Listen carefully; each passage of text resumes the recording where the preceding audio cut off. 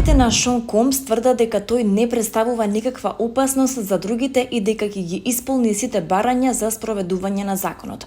Адвокатскиот тим на раперот Шон Комс, P. Diddy, односно Puff Daddy, поднесе трета петиција за ослободување на нивниот клиент од притвор, уверувајќи дека тој не представува закана за општеството, пишува Daily Mail, повикувајќи се на добиени документи.